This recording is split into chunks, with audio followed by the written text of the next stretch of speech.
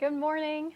Thank you all for being here with us today. My name is Lauren Reese, and it is my privilege on behalf of my colleagues in the Environmental Security Program to welcome you to the Stimson Center. For those of you joining us for the first time, the Stimson Center is a nonpartisan think tank focused on promoting international security through research and analysis, through collaboration with communities and countries around the world, and through policy innovation. The Environmental Security Program is focused on helping decision makers unpack the complex risks at the intersection of environment, health, population, and security.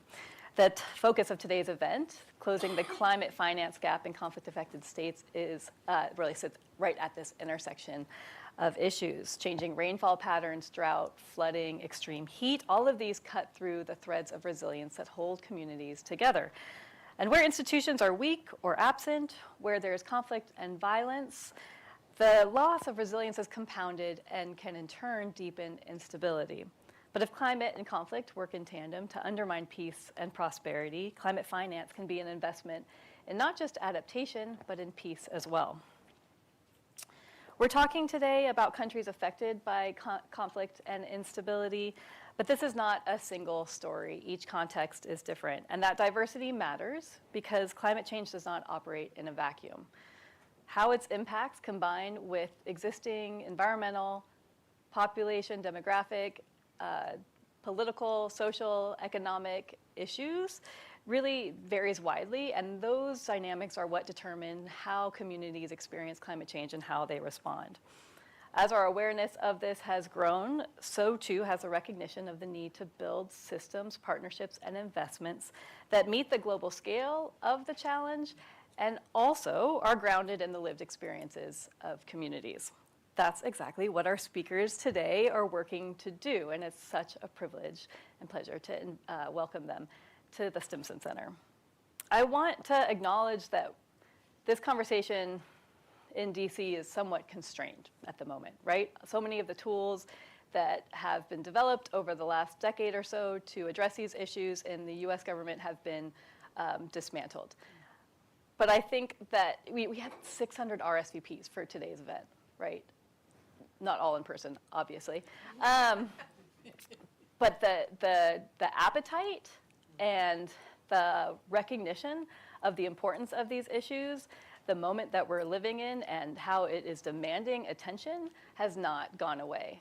And so it's a real pleasure to welcome Stephanie Speck to the Stimson Center, and Ann Vaughn, and Lindsay Doyle will be joining us shortly. Lindsay Jones, I don't know why I called him Lindsay Doyle. That's somebody I know from many years ago. Okay, so let me, don't really, yeah, it would make sense that you would know. Let me go ahead and introduce our speakers. Sitting to my left is Stephanie Speck, Head of Special Initiatives at the Green Climate Fund. Stephanie leads the fund's work on scaling climate finance in countries emerging from conflict. She brings a deep experience in this, having worked in more than 25 countries side by side with governments in post-conflict environments, including Somalia and Iraq, on programs spanning climate action, economic recovery, disaster risk reduction, human rights, resilient infrastructure, and more. Following Stephanie, we're going to hear from Ann Vaughn, Associate Vice President for CARE's Resilient Futures Initiatives. Before joining CARE, Ann served as Deputy Assistant Administrator at USAID's Bureau for Resilience, Environment, and Food Security, where she helped design and lead PREPARE, the President's Emergency Plan for Adaptation and Resilience. She's also worked with Mercy Corps, with USAID in Afghanistan, and on Capitol Hill, so brings a deep field and policy experience to this discussion. Finally, we'll hear from Lindsay Jones, Senior Climate Change Specialist at the World Bank's Global Crisis Risk Platform. Lindsay leads efforts to expand adaptation finance in fragile contexts and develop early warning systems for emerging risks, and brings over 15 years of experience working across development banks, governments, and research institutions focused on scaling climate finance in complex settings. After our panel, we'll open the floor for discussion. So those in the room, please have your questions ready. For those of you watching online, you can enter a question at any point during the discussion, and we'll get to them towards the last 25 minutes or so of the event. But first, we're going to hear from Stephanie. So Stephanie, the Green Climate Fund, largest channel of multilateral climate finance. I think there's it's no secret that it's been difficult for some countries to access. but you are making some headway there. So can you give us the latest from the Green Climate Fund? Sure. Thank you. Thanks, Lauren. It's wonderful to be here with you, Anne, and good day to Lindsay online, and hello to everybody in the room. It's day one for me in DC, and it's lovely to kick off the day on this topic. And it's lovely to see many familiar faces in the audience. There's a shared passion for this work around climate and conflict and peace. And I wanted to start all of my remarks today by acknowledging the fact that there are many parts of our world that do not have the privilege of living in peace, and who are living with what I call the mash-up threat of conflict, fragility, and the climate emergency. So I make my remarks with the deepest respect to those who are living this as a day-to-day reality. I shared this morning, a few of us gathered for a very informal breakfast this morning, and I shared the story of some time in Somalia. So I had the privilege of working there with President Hassan Sheikh Mohamud when the first government was established after 25 years of no government. And I took the Green Climate Fund Executive Director to visit Somalia last year. And I'm sure for those who work in this area, you're no stranger to the continued debate about whether or not this is a real area to work in. Can we legitimately discuss climate, conflict and peace in one sentence? And for those of us who have the opportunity to live and work in the countries like Somalia, Iraq, the state of Palestine, Afghanistan, this is not an abstract what-if discussion. This is a discussion that consumes political thought, that consumes where do we spend domestic budgets and how do we attract other international investment into this issue. The president of Somalia last year said to us, I don't understand why we're having to wait so long for someone to prove that this is an issue. Earlier this year, we had a massive flood in lower Somalia. Tens of thousands of people were displaced. Hundreds of people lost their lives. Those people migrated to Mogadishu, where they set up a tent city around the city. And when they tried to go back, once the floods had receded, Al-Shabaab had moved in. And Al-Shabaab is not a bunch of brutal terrorists living in the desert. They operated a tax regime.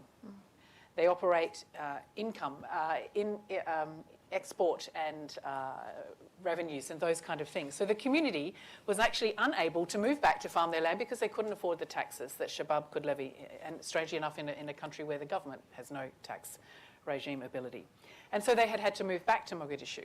And then some cash for work ideas and usual funding mechanisms that the international organisations and set up in these situations were paying so much that there was no incentive to go back and restart subsistence level funding. A complex issue. If there's any good that's come out of the recent dismantling of many structures of humanitarian and development assistance, certainly the dramatic dropping of budgets, so humanitarian budgets have dropped by 39%.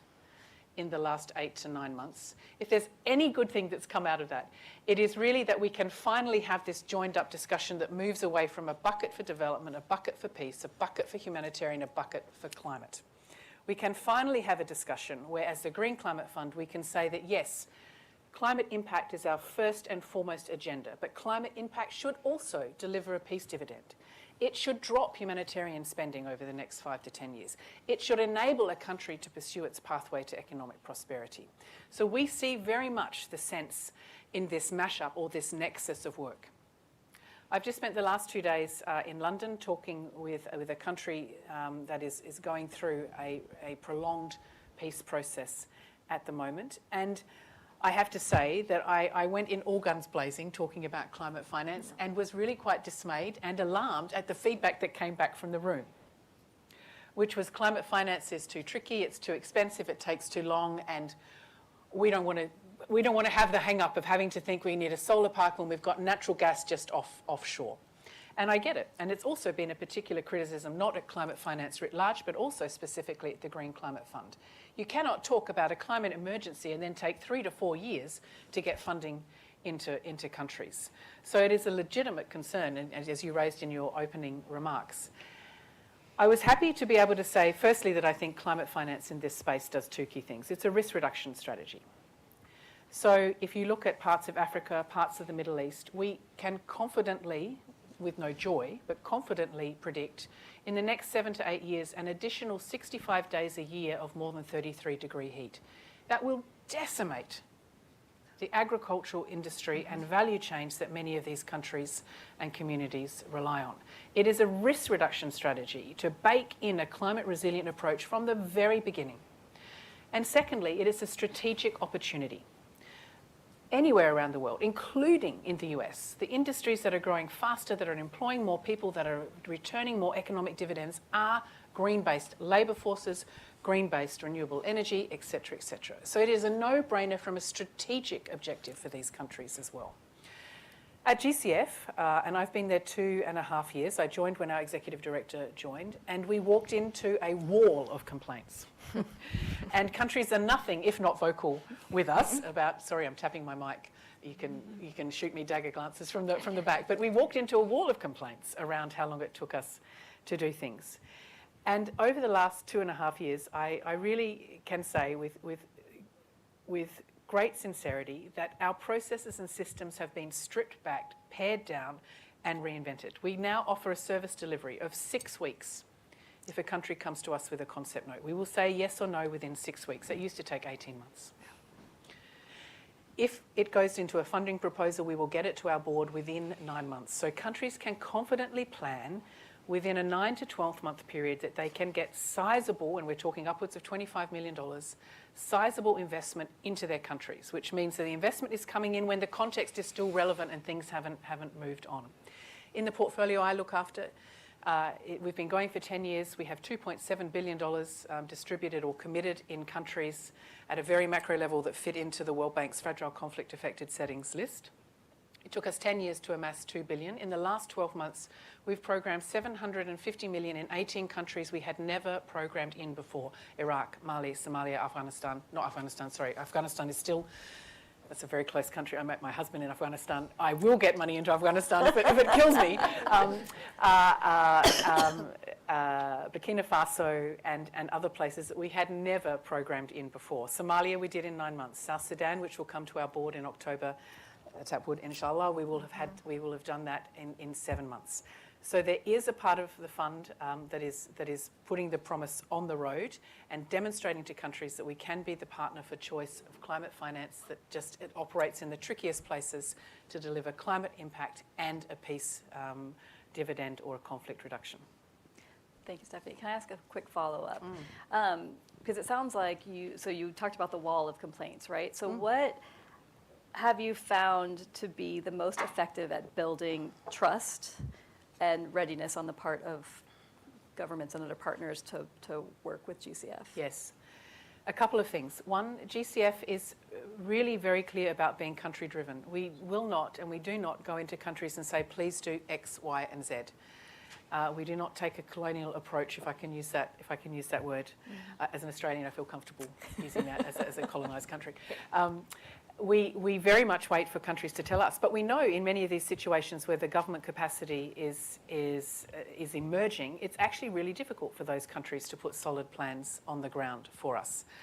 Often they are at the mercy of the international organisation who comes in with a project that they think needs to happen, and it may not be a country priority.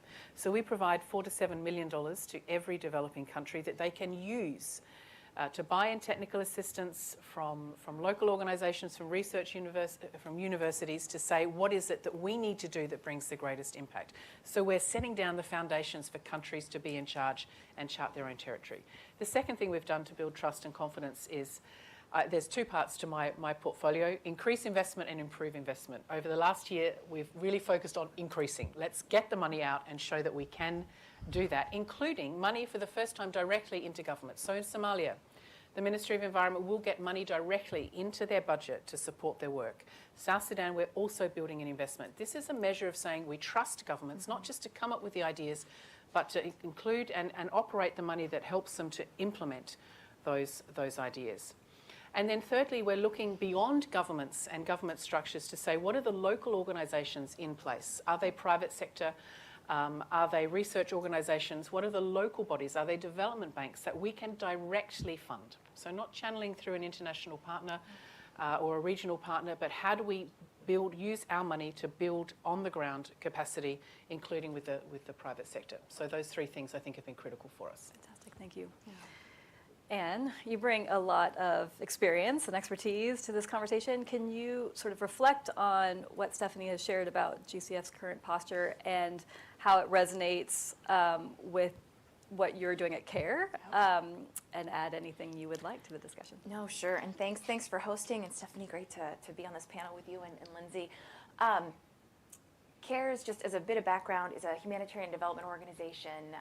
We operate in over 100 countries. Last year we helped over 53 million people fight poverty and hunger, and we have a real focus on women and girls because we know poverty impacts women and girls in a host of different ways, as does climate change. And something that I hope we can get into is how climate change impacts women, girls, men, and boys differently, and we have to then adjust our programming to make sure we're as impactful as possible.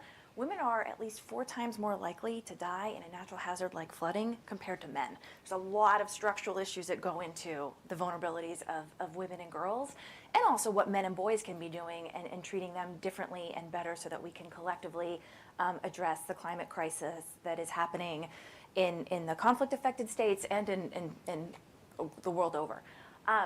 Reflecting on what Stephanie said, 5 years ago, I have very distinct memory of a conversation where I was so energized. I was like, fragile states, talking to climate negotiators. It's like, you've got to get into fragile states. It's so important, and really passionately like railed on this for 10 minutes.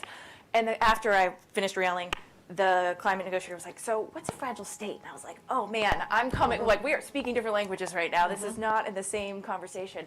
And it is so refreshing to have that completely flipped on its head, and the GCF leaning into these spaces more.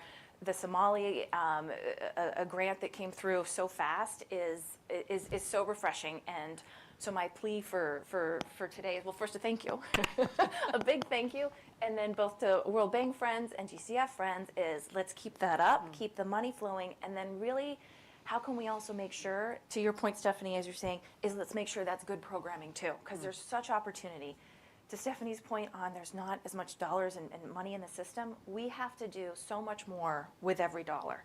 But that's actually an opportunity. It makes us plan more multi-sectorally on how we look at a dollar. So for every dollar, it's got to be adapting to climate change. It's got to be helping livelihoods. We would hope it's helping empower women and getting rid of inequalities in different contexts that we work in.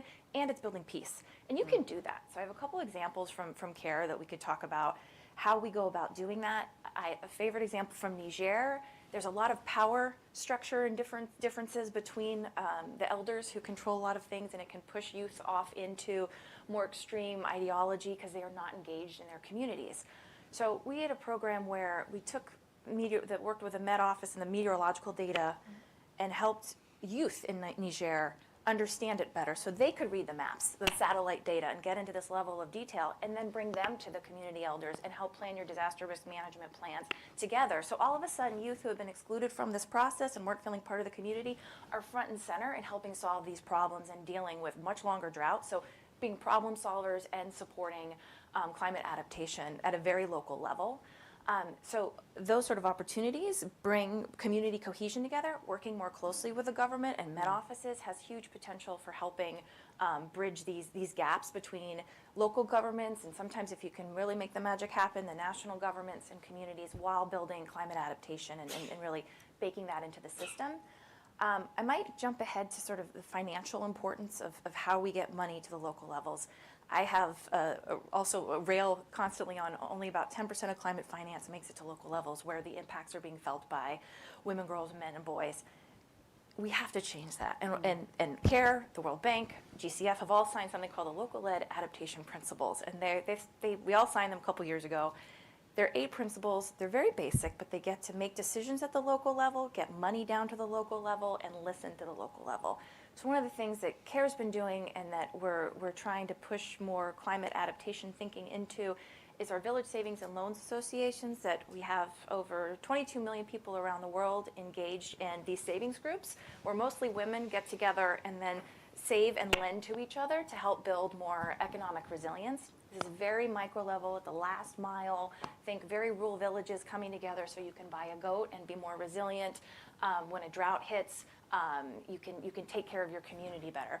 We've got a great partnership with WWF where we work and are helping take this VSLA model, Village Savings and Loans model, and pulling aside money in the community, and these groups get together and say, we're going to save and work on green businesses to get to that green economy. So working on agroforestry and starting up micro enterprises that actually help both protect and rebuild the environment and deal with the effects of climate change and make communities more resilient. So there's a model to be able to leverage that type of funding. Every year we do about $1 billion, these communities do $1 billion in lending to themselves. So this is real money that communities are investing in themselves.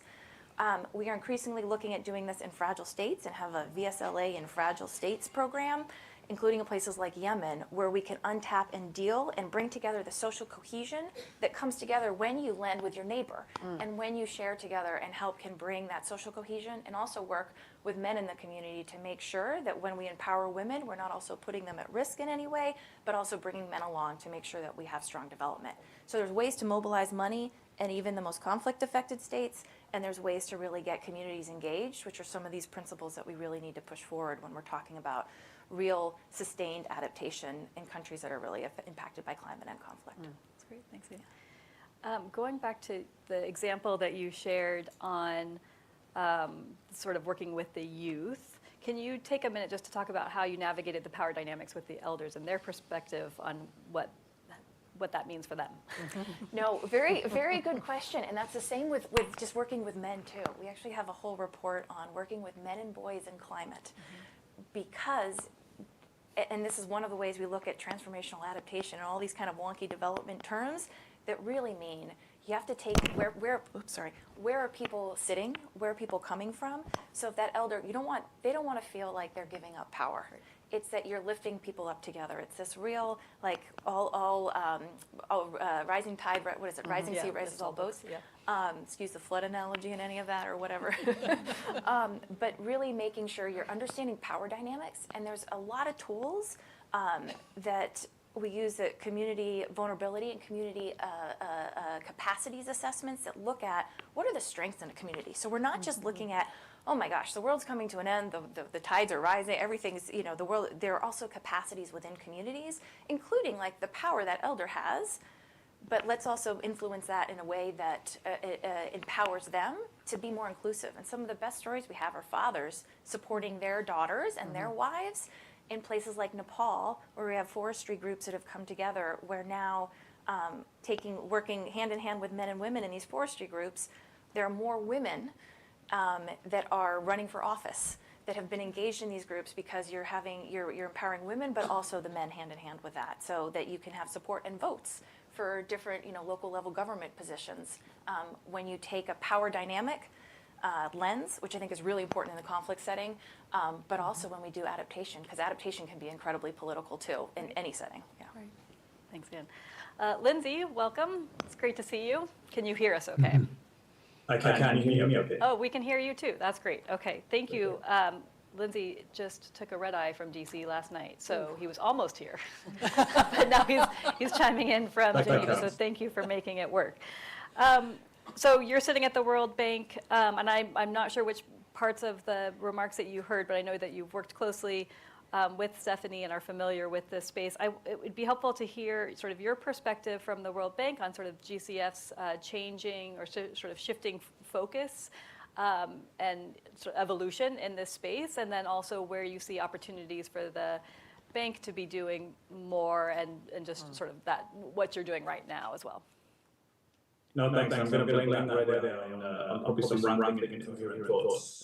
So I'll caveat with that. But just to, I think I'll just start by underscoring the kind of scale of the challenge that both Stephanie and Anne highlighted, right? We did a study last year called Closing the Gap.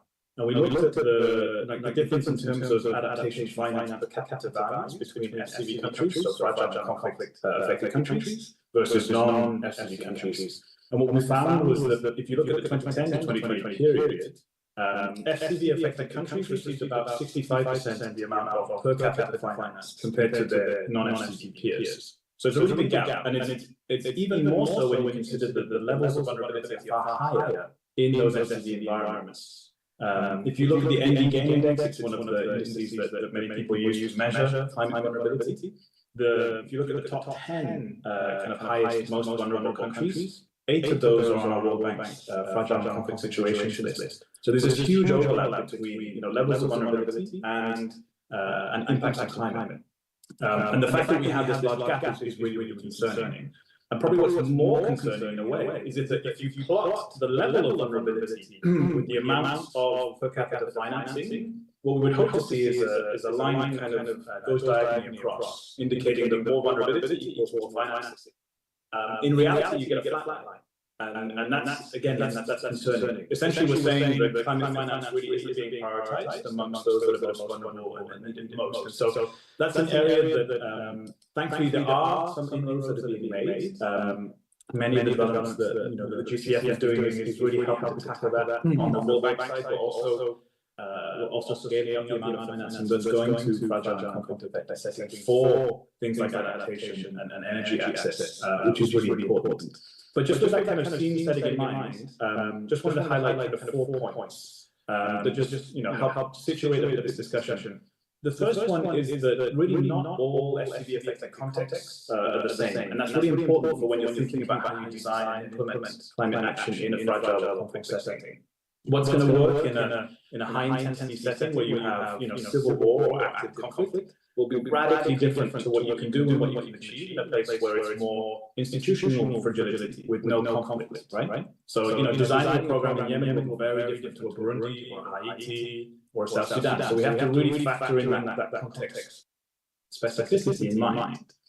Again, that's reflected in levels of financing. So if I go back to the report that I mentioned, if you look at the non-FCV peers, non-FCV affected peer group, they received about $7 per person per year in terms of adaptation finance. That goes down to about $5 per person when you look at the fragile group. So these are fragile countries, but they're not necessarily affected by conflict themselves. So a jump from 7 to 5. But it's still, within tension base. The real drop really happens when you look at the high intensity conflict areas, right? That goes down to $2 per person. So there's this huge chasm almost, between the amount of financing going into those settings, despite the fact that they are, as we mentioned before, the most vulnerable. And there's lots of reasons for that, and a lot of it is rocket science. It's a very challenging environment to work in when you have conflict ongoing. The operating environments are very challenging. The capacity in terms of just absorbing financially is totally different as well. So you really have to factor in this kind of context specificity. The second thing I just wanted to point out is that when we're looking for some of the reasons or some of the main entry points for trying to tackle that financial bottleneck, one of the things that we found is the highest kind of correlate with kind of financing and ability to deal with climate is the financial absorptive capacity, something I just mentioned, right? The more a country is able to handle, is able to absorb, and is able to kind of increase its readiness to be able to take on board climate financing, the more we can kind of scale up and start to think about how we can get climate finance to some of those settings that are most vulnerable. And again, it's really not rocket science. Often it will just boil down to 1 or 2 people sitting in a Ministry of Environment or a Department of Climate. They're often overwhelmed. They're applying to 8 different climate funds, each with different accreditation procedures or application procedures. You have bilateral funds that are different in terms of applications to a dedicated climate fund, which is also entirely different to an MDB like the World Bank. So it's a very complex environment, and we're really talking about a small number of people left with trying to leverage as much climate finance they can for their countries. So the more support we can do for readiness, and again, I think that's an area where the GCF has done great work, including in Somalia and elsewhere, in supporting that capacity of core ministries, core departments to be able to be comfortable in the space and to operate. And again, often it can be very simple. Some of those big barriers can include language barriers in terms of being able to read the right forms, be able to access them, to be able to to know where to look and when the right calls are coming out. So a lot of it is quite basic, but actually can do a huge amount to be able to scale up the access to some of that financing. The third point that I think is really important to also bear in mind, is that many of those financial barriers, many of these bottlenecks that affect fragile countries, conflict-affected countries to access climate finance, really are not unique to just climate, right? So when I talked about the financial kind of readiness and absorptive capacity, A lot of that is just basic public financial management system strengthening. These are things that we've been trying to do for decades. They're slow, they take a lot of time. They're to do with building up capacity of kind of core ministries and institutions within those. But they're not, in many cases, unique to climate finance, right? So there's many things that we can kind of learn from that experience. And again, if we actually look at the share of climate finance as a proportion of total development financing, that climate finance gap to FCV countries almost vanishes, right? In both FCV environments and non-FCV, in the data that we've looked at, that share is around 3 to 4% roughly, in terms of the proportion of the climate financing as a total proportion of wider development and humanitarian financing. But that share is relatively equivalent between the FCV group and the non-FCV group. Again, pointing to the fact that even though there is a shortfall in the amount of climate finance that's needed, it's reflected equally in terms of the amount of that kind of shortfall from a development and a humanitarian perspective. So there's a lot to kind of reflect on. Again, it points to some of these barriers being common, whether they're governance barriers, institutional barriers, financial management barriers. But it's something to bear in mind, when we speak about the kind of the climate finance gap. In many environments, we're dealing with a general shortfall of financing that's important for those countries to be able to get access to. The fourth and last bit, I want to give a little bit of kind of optimism. Despite the fact that we have this huge shortfall, this huge gap, there are really signs of progress. Things are moving.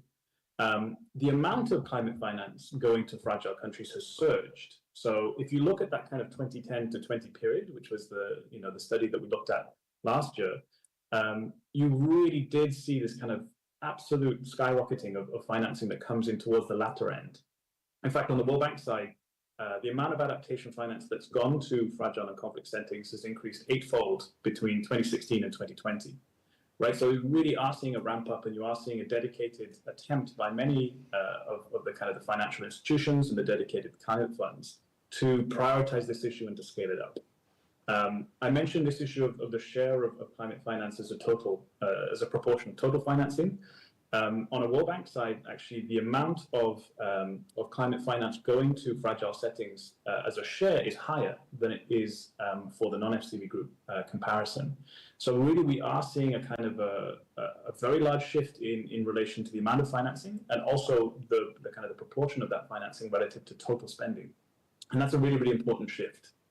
What that means, though, is that we need to be making sure that most of that scale-up of financing is fully conflict sensitive, that it's aware of a very difficult operating environment, and that it's prioritizing, the right institutions, the right kind of adaptive mechanisms to be able to make sure that that money is being invested wisely and is done so in a way that doesn't promote maladaptation or adverse consequences. And lastly, just related to that, I think a big part of this is making sure that we keep this momentum going, right? We see that issues in climate finance, there are particular themes that come and go every 4 or 5 years.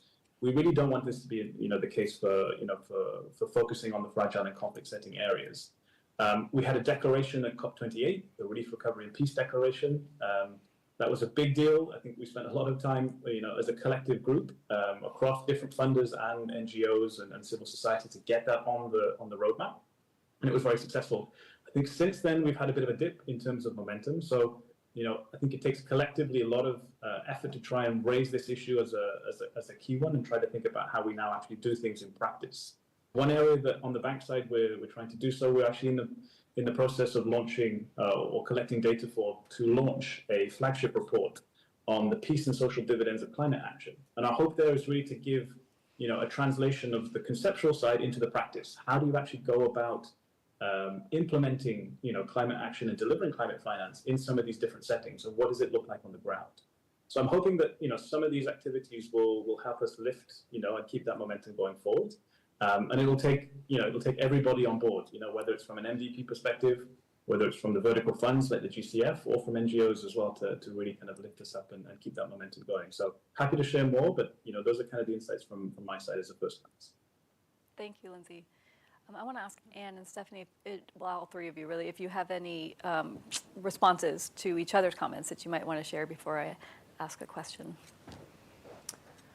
I just appreciate the number crunching. It's helpful to be able to see and hold ourselves accountable, and especially from sort of the civil society side, to be able to see these numbers and continue to push. So the transparency is helpful. And the transparency on the how fast the grants are now moving with the GCF is also something exciting to see, and for us to be able to keep an eye and be able to continue to speak to that is really helpful. So I just sort of an appreciation for the data and the numbers as we've been looking at this for several years, to be able to see the uptick, and then again to keep that political momentum going. If we don't have the numbers, we can't do that. So from an advocacy side, thank you. Yeah, a couple of points in response. I think the point about political momentum is critical, and that political momentum rests in the hands of climate negotiators, who are often very reluctant and in fact actively push back about including this discussion, because it's not a welcome or recognised terminology in the current climate discourse. I think that is a gap, and so I would love to see those of us financing into this space having a more robust advocacy-driven conversation with negotiators to encourage them to have confidence and courage that there is no longer one group of people who are affected by climate and another who are affected by conflict. The Venn diagram the overlap is consistent. So we cannot have these isolated discussions when it comes to policy and how that trickles into finance. So that political momentum is critical. This issue of coordination, coherence and consistency, I'm very impressed that I managed to get 3 words starting with C in one sentence in my jet lag state, is really critical. So at GCF, and Lindsay has heard me say this many times, one of the ways we're trying to encourage at a cabinet level, at a country level, to think about this topic is moving beyond sectors. So we're very good at sectoral planning. Here's a project in water, here's one in energy, here's one in livelihoods. At GCF, we're starting to talk about this as moments for intervention so that we can encourage a cross-cabinet discussion. And I think there's 3 critical moments. The first is back from the brink. There are 39 countries who are teetering on the edge of fragility. Look at what happened to Madagascar over the last couple of days. Is there a role for climate finance in that prevention space? So bringing countries back from the brink. Can we use climate finance to plug in into some of these critical, potentially, and they're mostly, at least in the work that GCF looks at, natural resource-based conflicts. So is there a prevention back from the brink function? And that would involve many ministries at cabinet level coordinating around that. What's the role for early warning systems, anticipatory action finance? Then there's this middle part where you have countries that have had a long-term dependence on humanitarian dollar, and that dollar is no longer there. And needing and wanting and desiring to move into development. This was the conversation we had with the government in South Sudan in March this year. 25 years of dependence on humanitarian funding.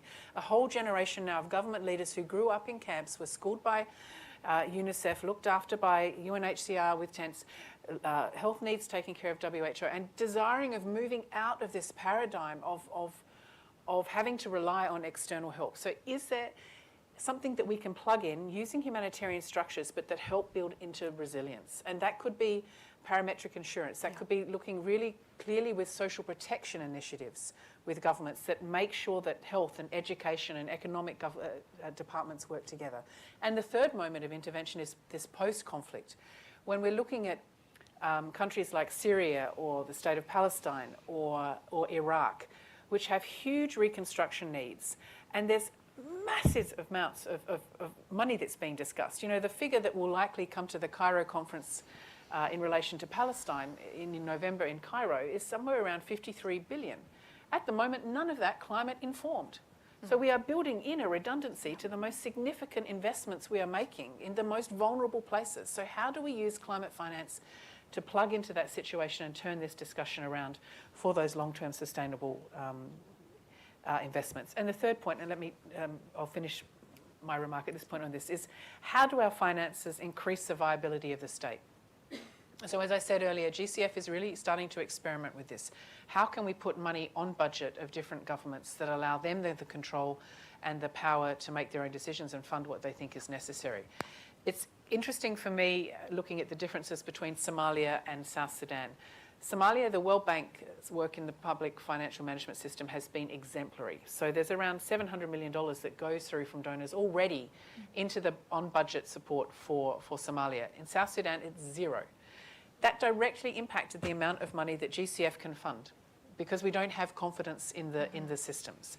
So whereas in Somalia we could confidently look at around 90 million, in South Sudan we were really struggling. We've got it to 50 million, but we were struggling to get it above 25 because those systems are not there. So how does climate finance create the necessity for excellent PFM systems so that climate finance can flow into those countries? Can I put just two fingers on that? And especially, what happens when there's a shock? So as we were talking, like Somalia is working very hard to deal with the gap in bilateral funding, the cuts, has World Bank money.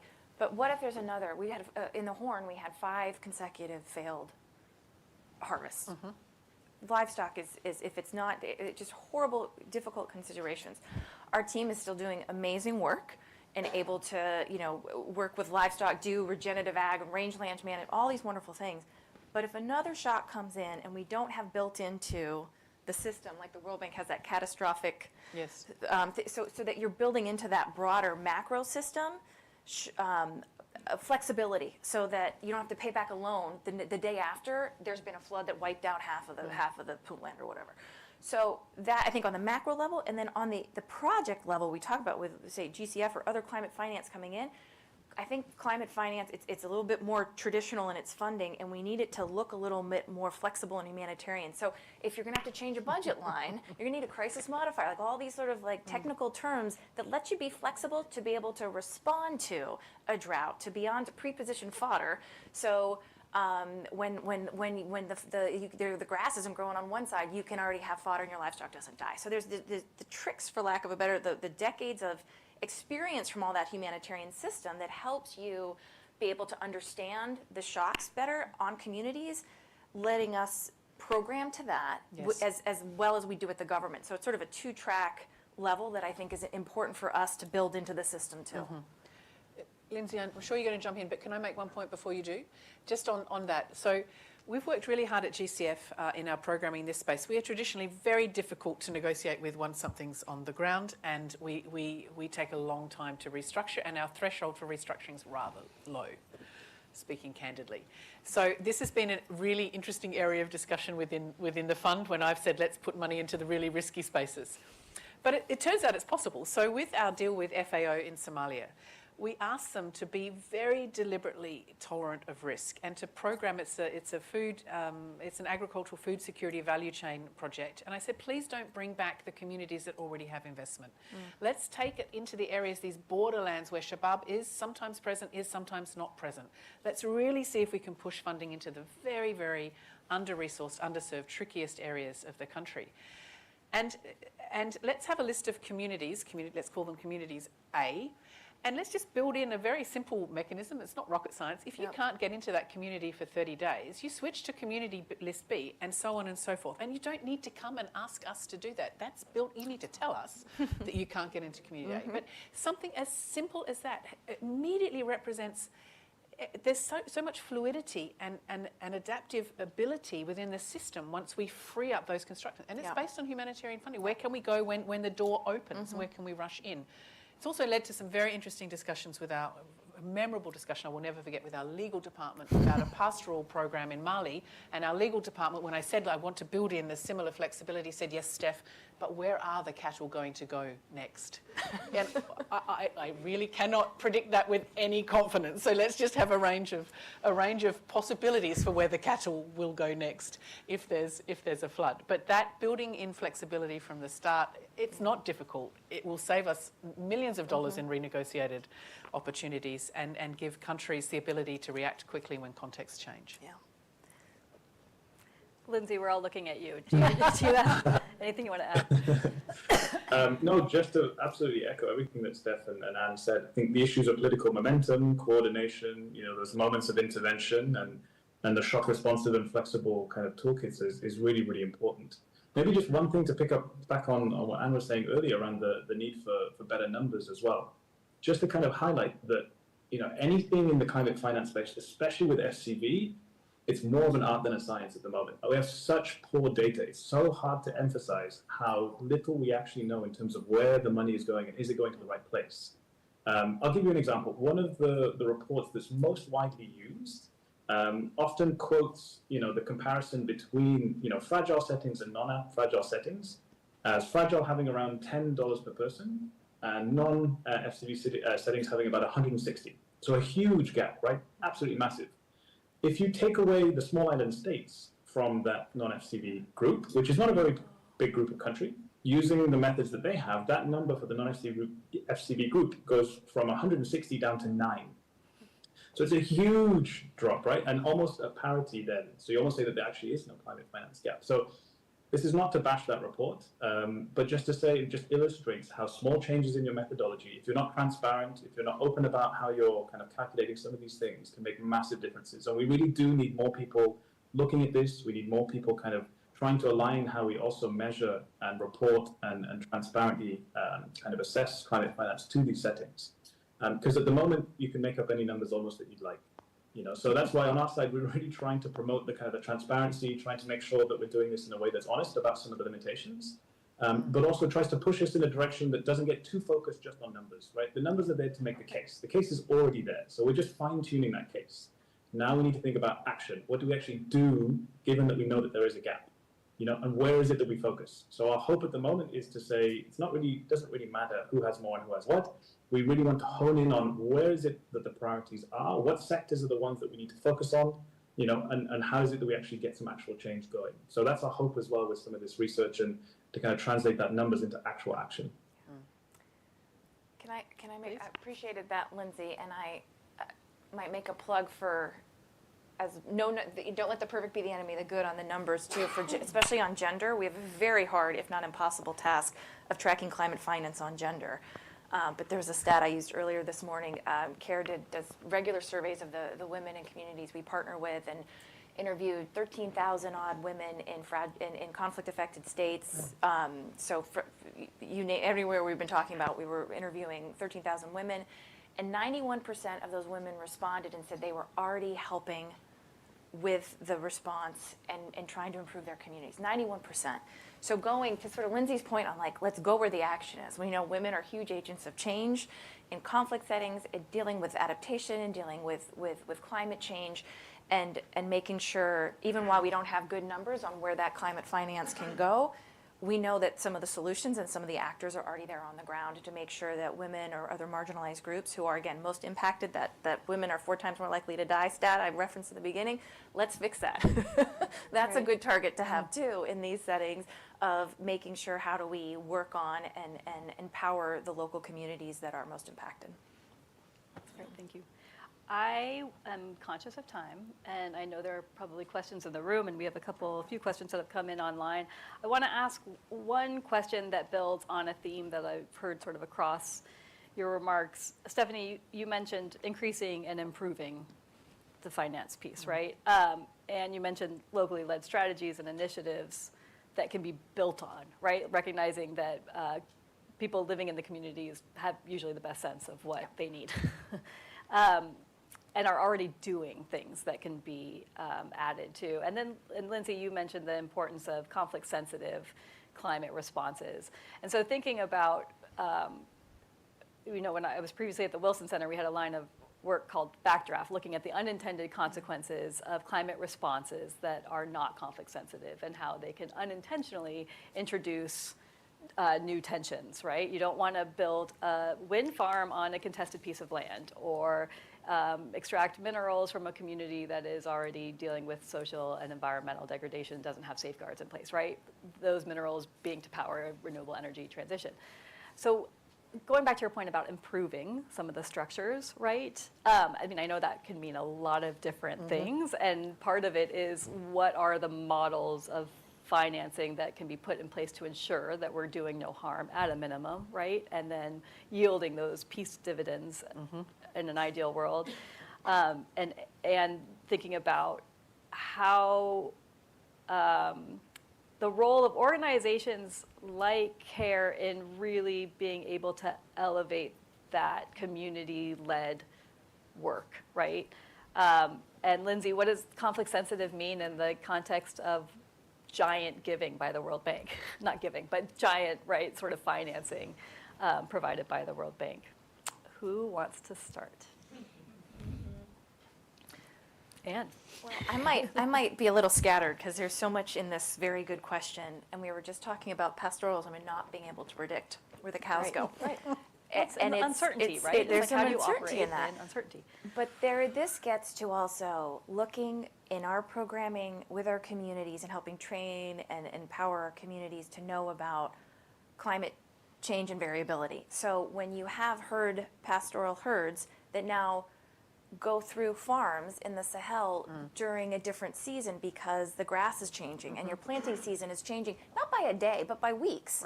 So planning and then making sure you put ahead of time your traditional mediators in areas that say, okay, wait a second, farmers are about to plant, we got to move these cows now. Like, how do you really make sure that pastoral herder and farmer dynamic doesn't explode? And we have enough of the modeling and the relatively good enough climate information that can help do that. So getting that information though from the capital down to the local levels is incredibly important. I think there's a really important level for working closely with local governments, for civil society and development organizations to make sure that climate information gets to where it needs to go, because there are peace implications for that. Just as one example on the pastoral farmer side, we have really good safeguarding in our programming. This gets to learning from the humanitarian side, embedded in our programming that looks very closely at power dynamics to help prevent conflict. And one of the things, and again, going back to our locally led adaptation principles, transparency in process and money. And one of the things, and this will be a gender example, on feedback loops are really important. So that if the community has a problem, you know about it and you hear about it. And having the trust of the community in the work that you're doing, and that they can come and complain when things aren't working. So as one example, we were doing cash for work and or cash and voucher programs, and the women were getting harassed by their husbands because they didn't know where the money was coming from. That was a boyfriend that was giving money. So unless you're, then we're like, oh my, you bring in them. That's like sort of basic 101 problem solving ahead of time, and making sure you always design to make sure a woman's not going to get beat up because you're doing anticipatory action and early action and funding ahead of a crisis, and they think it's from a boyfriend. So you can fix that. You know that. We know that can be a problem. But if you don't have a feedback loop where someone says, hey, this community is particularly susceptible to different types of violence, or there's particular tensions here, and let us know, you can't design as well for it. So I think having that continued conversations and that openness is really important. And I might leave it there. I think there's a lot in that question, but there's a lot. There's a lot. Discussion. Okay, That's great. Thank you. Stephanie? Yeah, from GCF's perspective, one failure and one success. In Colombia, we had a project, and we've only just discovered this literally in the last couple of weeks. We had a project that was addressing conflict over natural resource competition, wood, and we really used climate finance very deliberately. One of our only really great examples, I think, of where we used climate finance to offer an incentive for peace that would allow natural resource management. Actually, it had a totally unintended consequence, and it brought peace to such an extent that communities moved into the area because it was safe for them to bring their families, and so the pressure on natural resources tripled. And in fact, we had brought peace through climate finance, protected natural resources, and created an incentive for other communities to come in and start the whole cycle again. We did not see that coming, and that's something we're trying to rectify now. In Sri Lanka, on the other hand, a post-conflict environment, there had around water cascading systems around water usage for agriculture. Very, very old traditional way of managing water that was no longer possible because of the rupture in peace between different communities. We incentivized a return to the old model with cash, essentially, which was successful enough that it enabled communities, there was something in it for all of them to enable them to come back and not do anything differently, but just actually start doing what they were already doing. But there was an injection of capital into the area that made that attractive.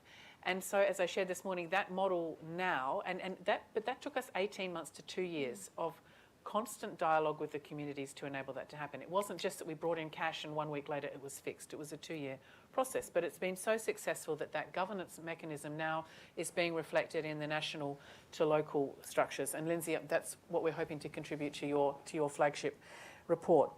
But I think the other issue is around blended finance.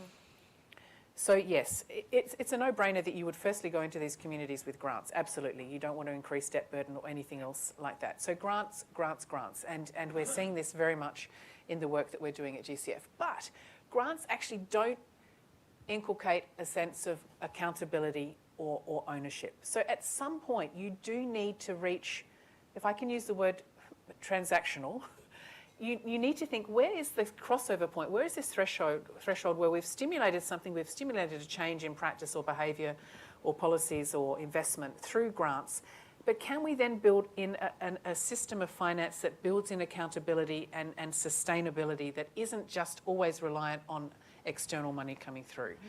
That's one of the things that GCF offers. We're unlike other vertical climate funds in that we fund directly into the private sector with equity, grants, highly concessional loans, etc. But where's that threshold of where you can move that to build the ownership of the community and the state, because it's an investment they're actually having to seek, they're going to have to provide a return on, therefore it's in their best interests to make it work.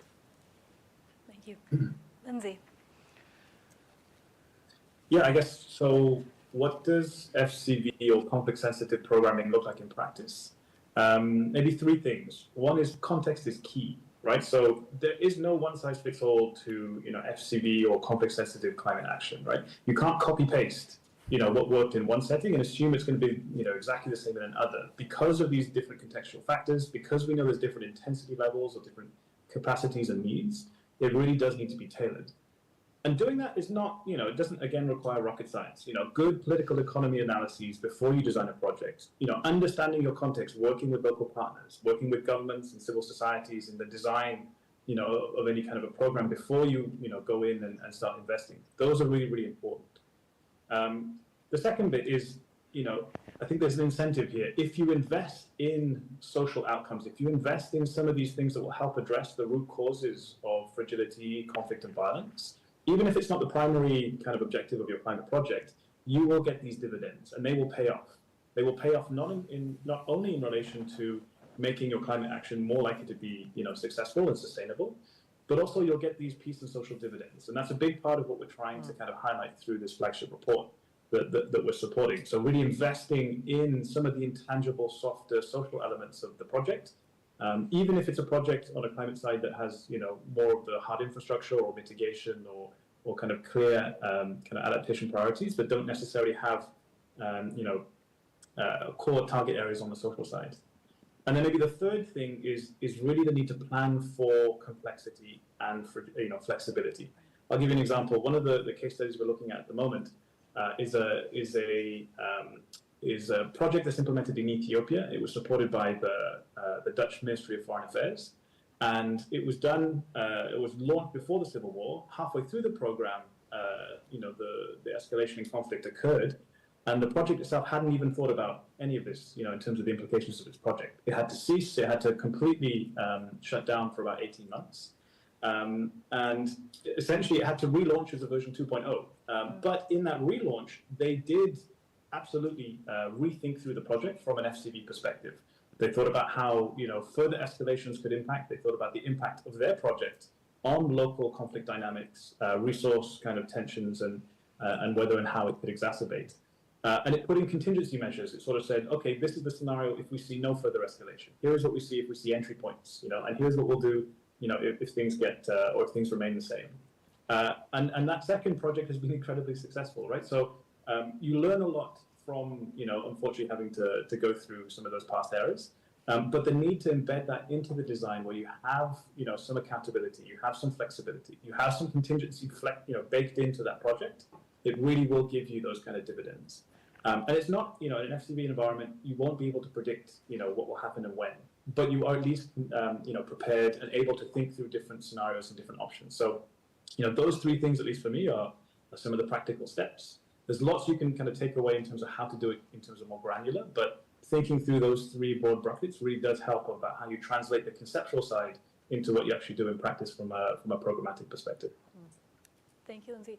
Okay, I think we have a time for at least one round of questions. Yeah, please raise your hand if you're here in the audience, and we will direct a mic to you. I ask that you introduce yourself, if you don't mind, before getting to your questions. We have two up front. Actually, there's one right there next to you, Madeline. Let's start there. Thank you, Kenyatta Ellis. And I wanted to ask Stephanie, because I just returned from Juba, South Sudan, and I've been in and out of the country for 20 years. And I was wondering about what sort of the transparency and accountability that you see and the challenges that you're facing in improving that project that you say is going to be approved in the next couple of months, because, well, there's a huge governance problem in that country. As you know, I would say that's the understatement of the century. They have not had elections. When I speak to civil society organizations that I work with, that I know that they have challenges. So I just wondering what sort of mechanisms that you foresee instituting to make sure that the money gets where it goes, because it's very disheartening to look at that country. I was there in 2004, and most of my South Sudanese, as you know, if you spend time in Africa, they love proverbs. And there's a great proverbs that my South Sudanese friends tell me because they were refugees in Nairobi, and they would say, well, it's Fimbo Yan Baya, Haimui Nyoka. It's a Swahili saying that says, a stick that is far away cannot kill the snake that is in your midst. And as you can see, there's a lot of governance problems, there's a lot of accountability problems. I think the High Commissioner for Human Rights did a report, $18 billion gone from the oil. So just wanted to get your thoughts on that. Thank you. Hands up. We're going to take a few at a time. Tom, please, here at the front.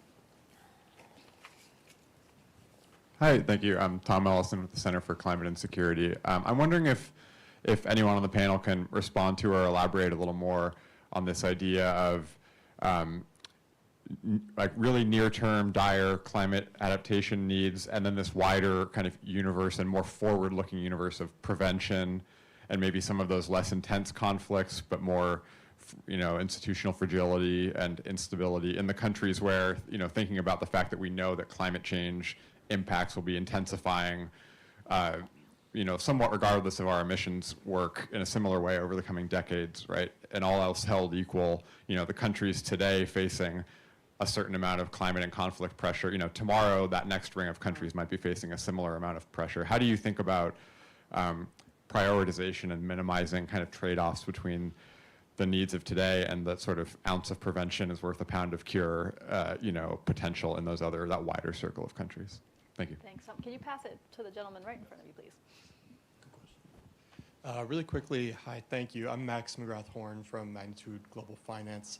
What you said about Afghanistan really resonates. I spent 2 years working on a GCF proposal in Afghanistan when I was at the Food and Agriculture Organization. Of course, it hasn't been approved.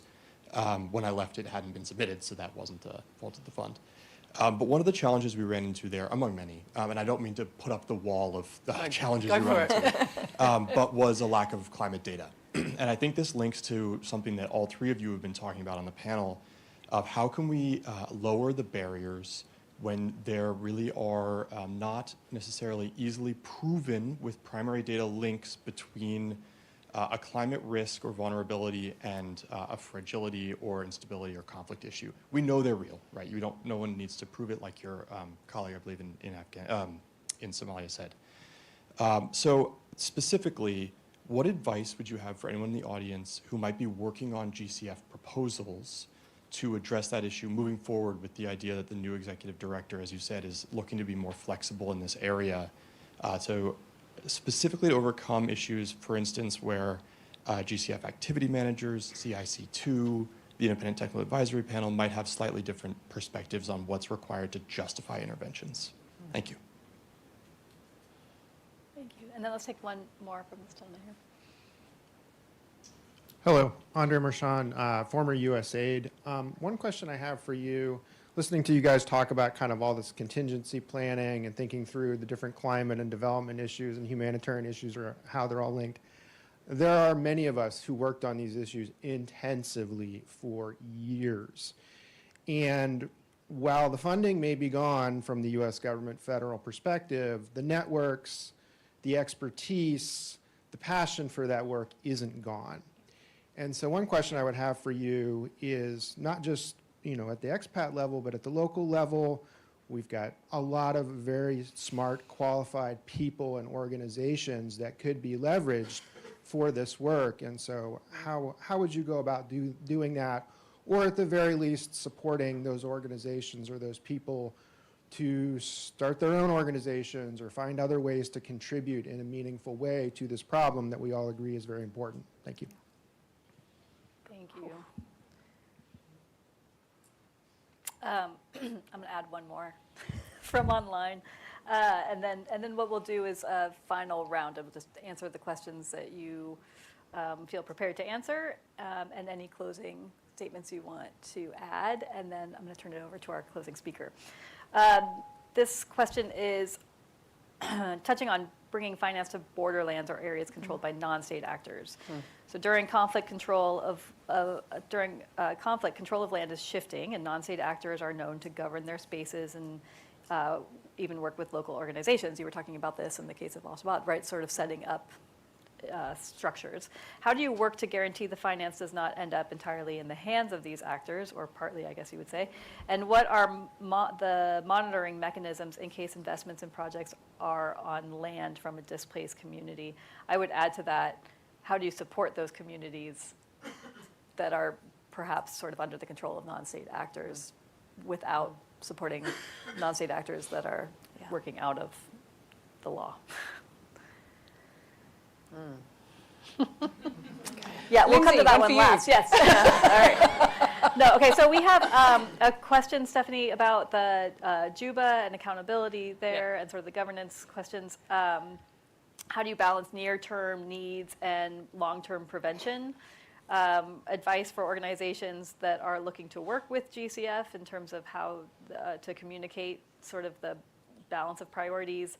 And then I think all of us in the room are thinking about how to leverage the expertise and networks that exist, especially in the US, but also around the world in this space. Okie doke. Yes. Actually, why don't you close us out, Stephanie? Okay, Lindsay, I'll I'm going come to to it start last. with you. Excellent. I'll take the easy ones and I'll leave the hard ones to Steph. Yeah. I think I can group a couple of them because I think, especially the first two, in terms of the South Sudan challenges and also the need for prevention, for me it underscores this issue that you can't think about kind of tackling climate without also thinking about wider development, right? In many cases, especially in the higher intensity settings, there's no such thing as a thing that is out and out climate, whether it's even adaptation or otherwise, and something that's entirely development. From an MDB perspective, actually, our measuring or our kind of accountability system operates on this kind of idea that actually all development activities can have wider co-benefits, so on climate, right? And that's really, really the case in some of these more intense FCV settings. To be able to, support, wider scale of climate financing, as we mentioned, it's a core governance challenge. It's a public financial management asset. It's a fiscal, balance challenge. So you can't separate them. And there's also lots that we can learn. And it goes back to this question about how do you leverage that expertise? There's so much that we can learn from people who've been engaging in these spaces, whether it's from a peace building side, whether it's a humanitarian perspective. And actually, I think one of the challenges we face from a climate side is that we're a relatively young sector in the grand scheme of things, right? In terms of the scale up of people working on this sector and the kind of the finance going, it's really only been the last 15 to 20 years. And what we've done is we've prioritized the low hanging fruit. We prioritize the places where it's stable, the middle income countries, the lower income settings where you don't have a conflict challenge. So the progression of climate action into the higher intensity FCV settings is pretty new. And we don't have these connections and these networks, building on some of the expertise that we have from, the peace building side or the humanitarian and others. So there's a huge amount of potential, I think, to leverage that knowledge, leverage that expertise. And I think there is that space for the local inputs, from people who've been engaging very heavily in this, environment to be able to contribute. The lack of data challenge, that other question there, I think is a key one. Again, anything to do with FCV, you have terrible, terrible data. It's not just on the financing. It also relates to every aspect of fragility, conflict, and violence, to the point where, even the definitions of fragility, conflict, and violence are very heavily contested. So it's a huge challenge. The only thing I can really say is that, the more people that are working in this space, the more transparency there is. The more that we have different, communities of practice all contributing, the better. And I think one kind of positive light is that we have seen an emergence of open data, of kind of open public platforms that are trying to combine, vulnerability analyses on the climate side with the conflict space as well. And that's really exploded in the last 4 to 5 years. It's still a bit techy. You still probably need to have, some degree of kind of capacity to be able to access those. But that will change, and you are seeing more, open access tools, things that people can use for their own proposals. And I think that space is changing quite rapidly to the point where, people are using pretty good data. It is accessible, and you don't necessarily need to have, a dedicated team working on this. It is actually something that can be used as a kind of a way to create your pitch for, applications to the various funds. So those are kind of the bits that stood out from my side. Thank you, Lindsay. Thanks for that. I would say to Andre, Andre basically wrote USAID's resilience policy. That was fantastic. So I think there's such great talent that has been working on resilience in all of these spaces, and the problem set is huge around the world, and I think the urgency to act and the foundations and private sector to kind of step up and figure out how do we build in resilience into all this private sector action that does need to happen so we can build the private sector in those countries can build their own countries and economies, so we do not have dependency on any humanitarian aid that is not there. And I think there's real potential to unlock all of the wonderful brain power that Andre and other former USAID colleagues and the implementing partners and our Foreign Service nationals, who are amazing, have in these countries around the world. So that's sort of a plea and call to action for folks to go out and explore those opportunities with those great colleagues. And Tom, your question reminded me, it's hard, I'm not going to answer your question exactly, but when you look at where there's fragility, there was a great USAID report from 2018 that talked about building up disaster risk reduction capabilities within governments, and we'll have a speaker from Bangladesh in a minute, and it's making me, this paper was on Bangladesh and how investing in showing government capacity helps reduce fragility and buys people's support for a government. There's some places where there's politicians that will give handouts after an emergency, but if you can, and you get rewarded for that. You're like, oh, he came and delivered something. Even better is doing it before, but somehow having that communication that shows your government is working for you. One of the projects that we've done in Bangladesh is helping in some of the most flood-prone regions help communities understand their both vulnerabilities and assessment, working with a government so the government understands that, and then also having women train other women on how to respond to those problem sets and make themselves more adapted to increasing floods that we know are just getting worse. That type of holistic, we got to get the government involved, we've got to get the more vulnerable involved, and those that are generally excluded from decision making like women, is a bit of a secret sauce. It doesn't answer your question, but there are solutions, and I think kind of building that, the linkages with especially the local governments that are having to do the prevention and response is really critical around the world. So I wanted to leave though with hope that it can be done, and there's ways to build stability and peace and adaptation into a lot of these places that we've been talking about. Thank you, Anne. How much time do we have? 3 hours. 3 hours. Go for it, yeah. Go for it.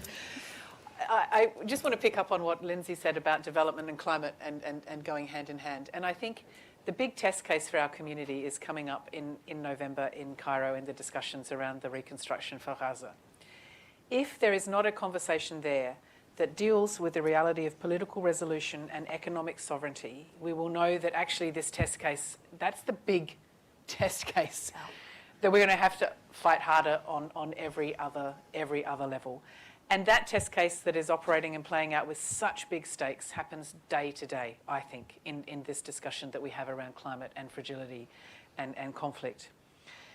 In relation to the South Sudan, my favourite proverb there is the fish die of old age. It's the only country in the world where the fish die of old age, which is, I find, heartbreaking. It's also, it talks about the incredible natural resources of the country and the fact that those natural resources haven't returned a profit or prosperity to the country. I think that cabinet ownership and cabinet coordination is absolutely critical for transparency. And as soon as you have the bulk of finance being owned or seen to be owned by a ministry is where you used to get problems starting. So we're doing a lot of work in South Sudan, Somalia, in other places. International Alert is helping us think through how we establish investment platforms that are built on a solid national coordination platform where transparency is baked in. I would also say on that bigger question of governance and risk we touched on this morning, we've done a lot of work as an international community on processes and systems as our way of having a policeman option, a stick component to anti-corruption initiatives. I want to see an incentive-based model here. How do you incentivize a government to do the right thing? Results-based payments, outcomes-based payments options are there and can be used in climate finance. This trade-off question, Tom, around where do you go in, and please don't quote me because I'll get sacked on this, but I don't think it's streamed live. Yeah, excellent. Okay, so you're going to quote me. There's a real tension there, and it's a real tension between, can we go in and say, don't develop your natural gas field, don't build or rebuild the power plant that got bombed. I don't think we can say that. What we have to say is look at the actors and say, where is the right point for our intervention? A country's going to do that. Can we tackle, A, the misinformation that surrounds this topic, which everyone thinks it's better to repair the power plant and it's quicker to activate a natural gas.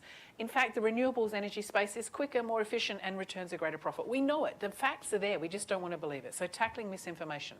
The issue of NDCs and NAPs, which are largely uninvestable at this point.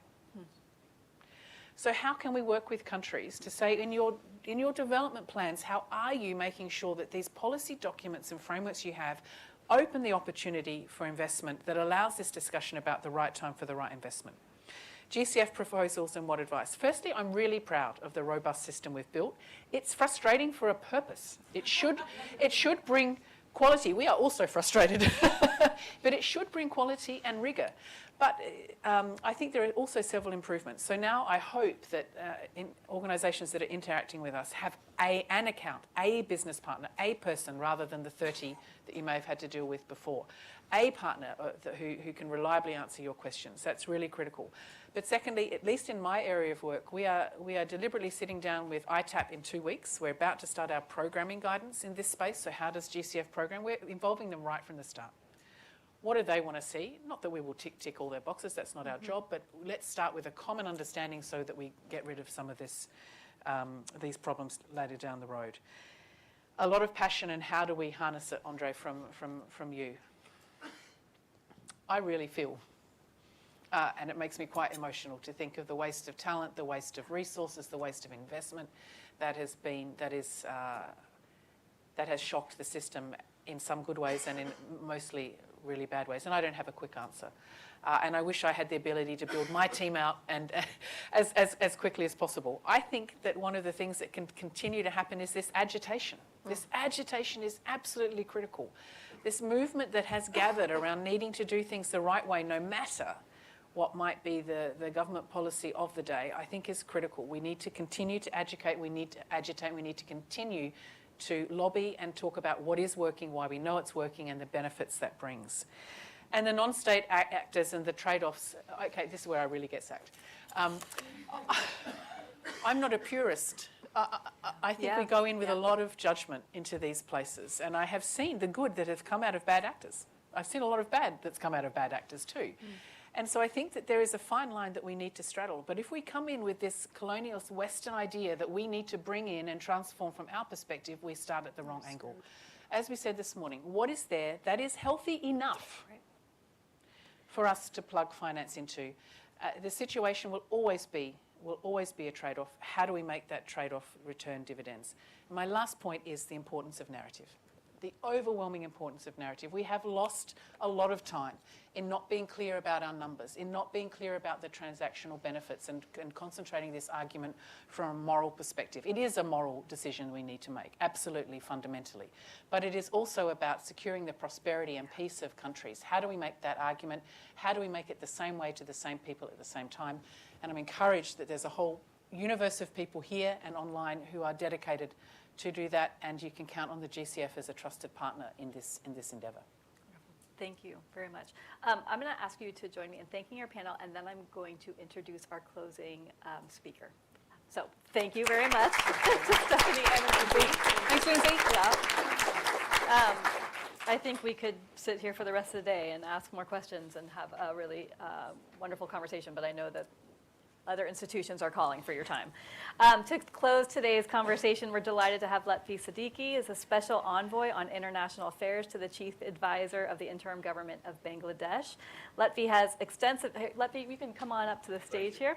Lutfi has extensive experience in global finance, risk, and investment with a deep commitment to sustainable development and public policy. He's a visiting professor in practice at the London School of Economics and adjunct professor at the National University of Singapore, and has held senior leadership roles at UBS, Barclays, and the CFA Institute.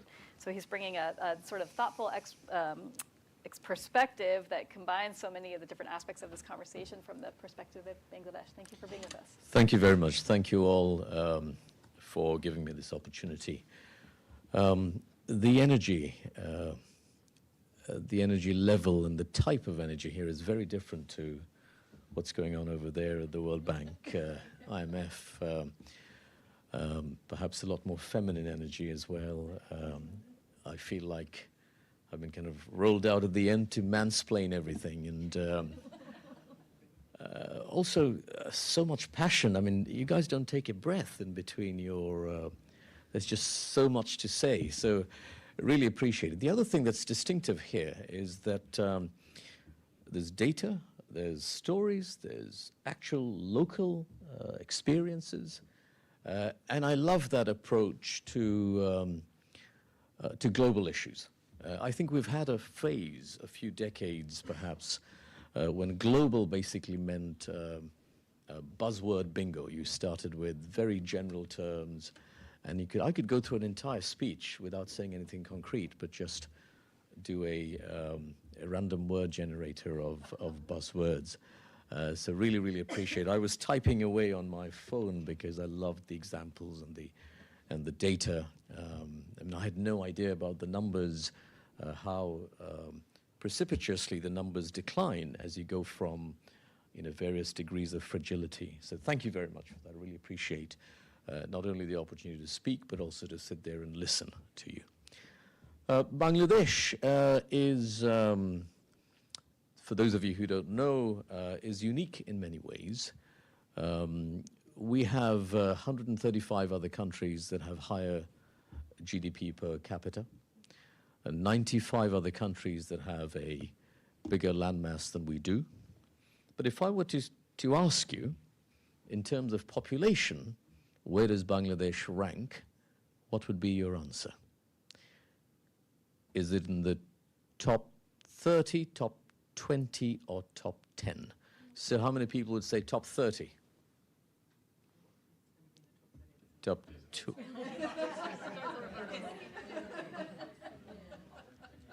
So 0 to 10, 10 to 20, 20 to 30.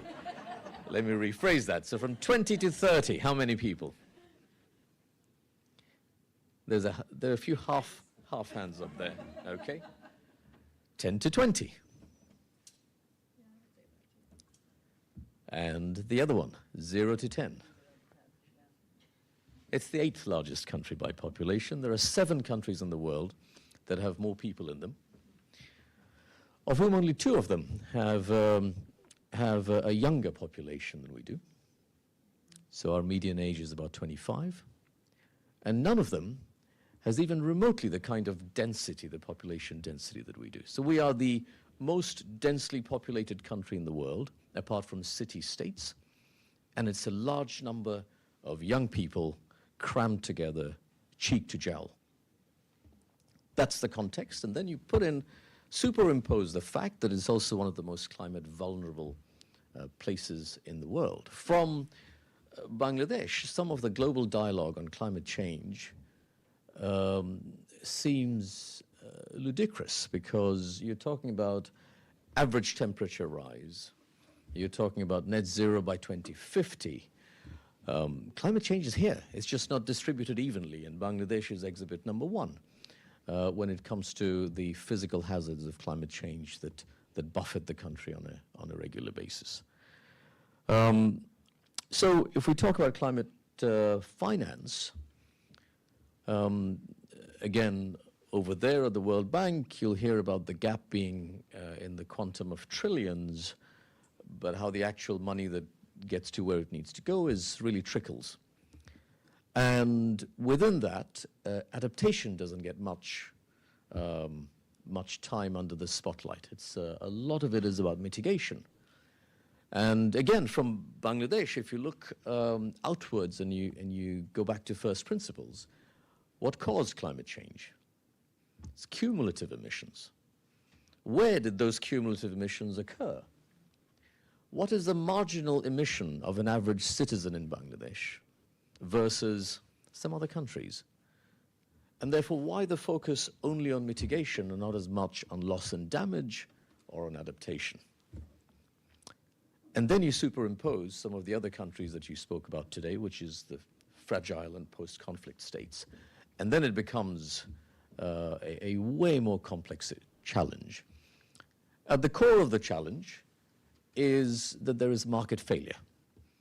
Climate change, in the economic modeling, the traditional modeling of CO2 emissions, CO2 equivalent emissions, is modeled as a market failure, which by definition means that there can be supply for something and demand for something, but the two don't match, the two don't meet, because there is no ability to price that risk correctly. So there are projects that are clamoring for climate finance, and there is money that's waiting to be deployed for climate finance, but the two don't meet. And that is the market failure here. So what causes markets to develop? That is, that I think is the challenge for all of us. Related to that is the concept of resilience. And I think I should, even though this is not directly a climate change story, but I have to contextualize Bangladesh in the political context that it finds itself in. So we had a student-led uprising just over a year ago. The previous government fled. We stepped into the breach as an interim government. We're enacting some institutional reforms. We've given ourselves a deadline. There will be elections in February, and we'll hand it over to an elected government.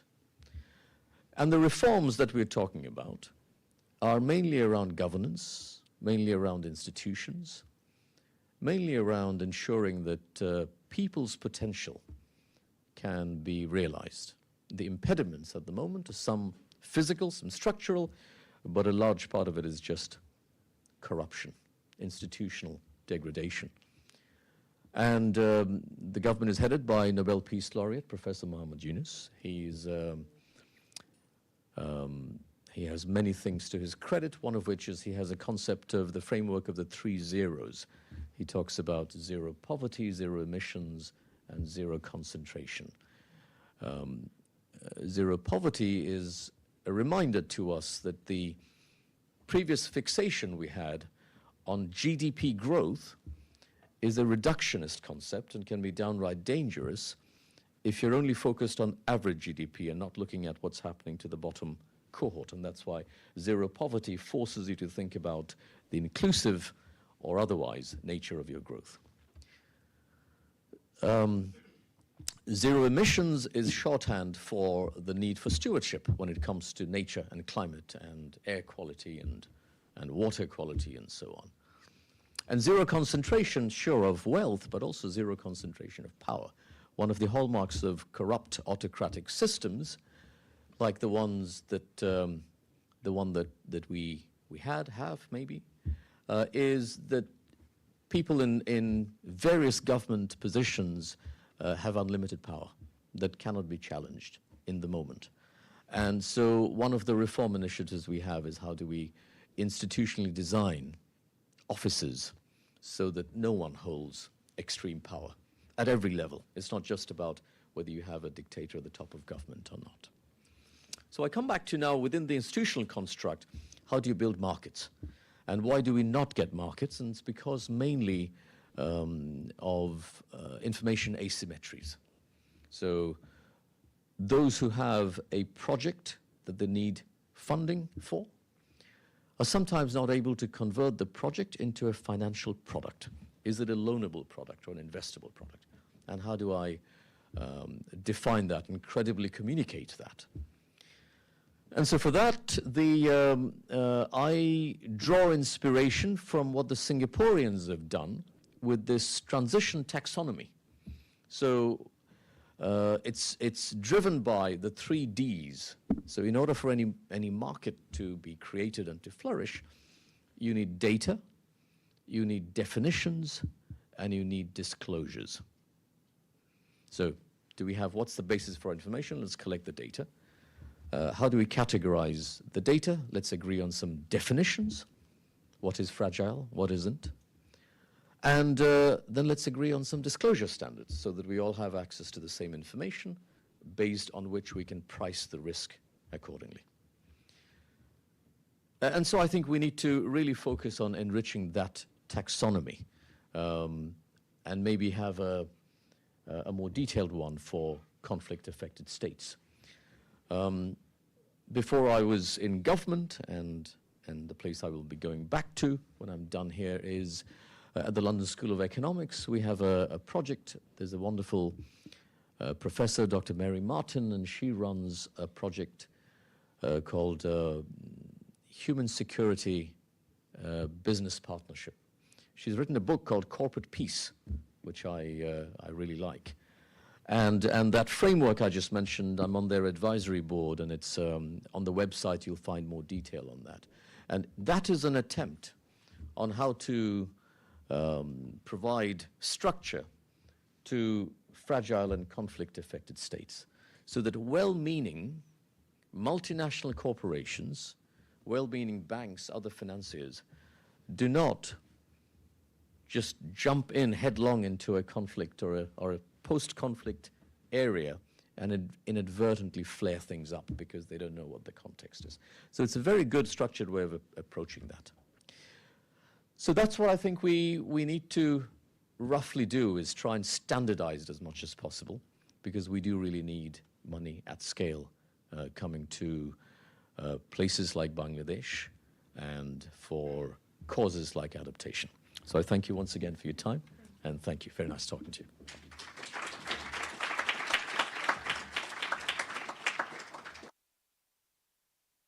And thank you all for joining us today. And for those of you online, thank you, Lindsay and Stephanie, 2 of you just off red eyes. It's pretty amazing. It sounds like we'll have to get together again soon when the World Bank has its flagship report out and find ways to continue the conversation. The event has been recorded and will be available on the website. And we will also be producing a sort of a summary of it on our blog, newsecuritybeat.org. I want to thank the AV team and the communications team here for their support. I mean, no hitches. And of course, the environmental security program team as well. Okay, thanks all. Thanks, Lauren. Thanks, Thank Lauren. you.